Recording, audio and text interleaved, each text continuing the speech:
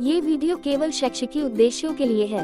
नेपाल सरकार शिक्षा, विज्ञान एवं प्रौद्योगिकी मंत्रालय, पाठ्यक्रम विकास केंद्र, सानोथेमी, भक्तपुर। छोटा बिल्ली। इस कहानी के लेखक हैं कटक सिजापति। सुमन का घर गांव में है। उसके घर में माता पिता और एक भैंस है और 2 बैल भी हैं। सुमन के घर में एक छोटी बिल्ली भी है। सुमन के पिता ने ये छोटी बिल्ली मामा के घर से लाकर दी थी। जब बिल्ली घर लाई गई थी तब वह बहुत छोटी थी। सुमन उसे बहुत प्यार करता था। छोटी बिल्ली बहुत चंचल थी। वह म्याऊं म्याऊं करके बहुत आवाज करती थी। कभी कभी उसकी आवाज सुनकर सुमन को गुस्सा आ जाता था, लेकिन वह बिल्ली को कभी नहीं मारता था। जब सुमन पढ़ाई करता था तो बिल्ली उसके पास चली जाती थी। वह उसके पैर की उंगलियों को काटती थी, जिससे उसे गुदगुदी होती थी। कभी कभी वह उसके कान पर पंजा मारती थी, सिर पर चढ़ जाती थी और उसकी जैकेट के अंदर घुस जाती थी।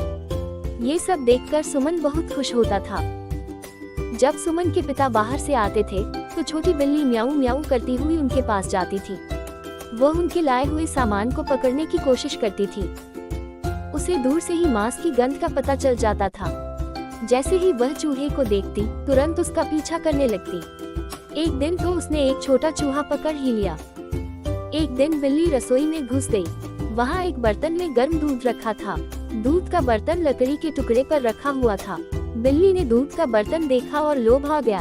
वह जल्दी जल्दी दूध पीने के लिए आगे बढ़ी। जैसे ही उसने दूध पीने की कोशिश की, लकड़ी का टुकड़ा हिल गया और बर्तन गिर गया। गर्म दूध बिल्ली के शरीर पर गिर गया। बिल्ली म्याऊं म्याऊं करती हुई आंगन की ओर दौड़ गई। गर्म दूध से उसका शरीर जल गया था। सुमन ने रसोई से आवाज सुनी और दौड़कर वहां गया। उसने देखा कि फर्श पर दूध फैला हुआ था।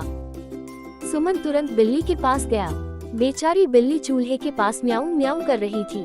सुमन को देखकर वह डर गई, लेकिन सुमन ने उसे प्यार से गोद में उठा लिया। ये कहानी करुणा, धैर्य और जिम्मेदारी का पाठ देती है। सुमन बिल्ली से प्यार करते थे और गुस्सा आने पर भी कभी नहीं मारते थे, जो पशुओं के प्रति दया का उदाहरण दिखाता है। पालतू जानवर रखने पर उनकी देखभाल और सुरक्षा का ध्यान रखना जरूरी होता है। बिल्ली ने लालच में दूध पीने की कोशिश की, जिससे वह जल गई, जो ये दर्शाता है कि लालच कभी कभी बुरा परिणाम दे सकता है। बिल्ली की गलती पर भी सुमन ने उसे डांटने के बजाय प्यार दिया, जिससे ये संदेश मिलता है कि गलतियां करने वालों को समझाना चाहिए, न कि दंड देना चाहिए।